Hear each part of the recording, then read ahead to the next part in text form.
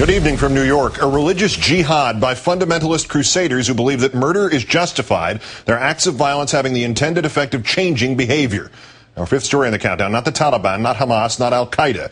If the brutal murder of Dr. George Tiller, the Wichita OBGYN who among many other things provided abortions, does not qualify as an act of domestic terrorism, what does? Dr. Tiller having been gunned down in the vestibule of his church where he had been serving as an usher.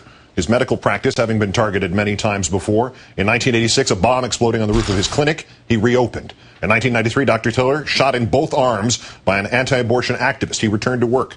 2 months ago, Dr. Tiller acquitted on charges that he had performed 19 illegal late-term abortions in 2003. Kansas law permitting late-term abortions when two independent doctors agree a pregnant woman would be irreparably harmed by giving birth.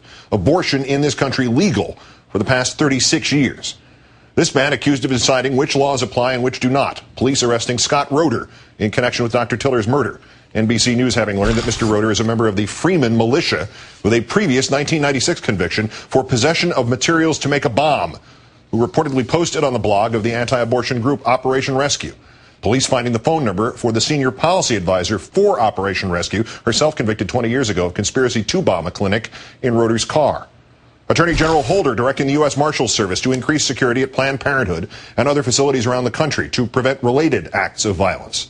In April, an assessment from the Department of Homeland Security having warned of the threat from right-wing extremists, including, quote, lone wolf extremists capable of carrying out violent attacks.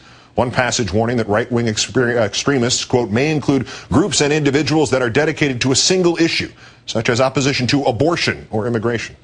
The outcry from Republicans so vehement at that point that Homeland Security Secretary Napolitano apologized for the report. Conservative blogger Michelle Malkin among those who believe the report was referencing her, complaining of being targeted by a, quote, DHS hit job. In March, Ms. Malkin having linked, quite literally, Democrat Kathleen Sebelius to Dr. Tiller after the governor of Kansas had been nominated by President Obama to be Health and Human Services Secretary. Malkin citing, quote, her abortion extremism and ties to late-term abortionist George Tiller. When Mrs. Sebelius was confirmed, Malkin having alleged that the HHS secretary had, quote, lowballed the amount of campaign cash she received from infamous abortion doctor George Tiller.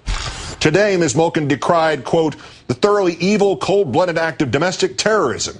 Yes, terrorism, not extremism, that killed Dr. Tiller, making no reference to the previous links she had made on her blog. Anti-abortion groups calling Dr. Tiller, quote, Tiller the killer, still calling him, in fact, that, blaming the doctor for his own murder. We don't have the ability, like God himself, to control people as if they were robots. But the point that must be emphasized over and over and over again, pro-life leaders and the pro-life movement are not responsible for George Tiller's death. George Tiller was a mass murderer, and horrifically he reaped what he sowed. Well, you heard Randall Terry. Those who believe in God are robots. Time now to call in our own analyst, Richard Wolff, the author of Renegade, The Making of a President. Richard, good evening. Good evening, Keith. We were to tonight discuss your book. Events obviously have overtaken those plans. We'll do so another night this week. Thank you. The Homeland Security Secretary, Ms. Napolitano, bowed to Republican outrage in April, apologizing for that DHS assessment that warned of violent acts by right-wing extremists. Are the Republicans in Congress still of the belief that the threat of right-wing extremist violence is some sort of fantasy out of the Obama administration?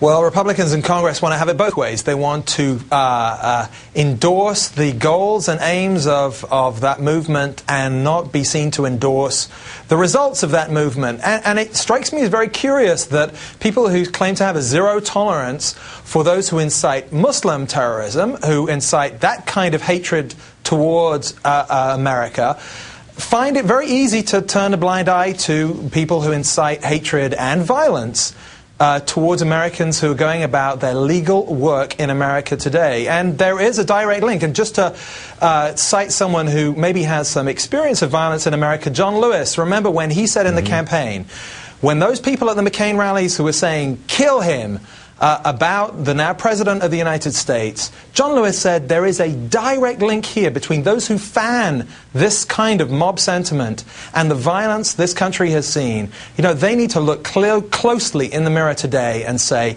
have I played a part, no matter how small, have I played a part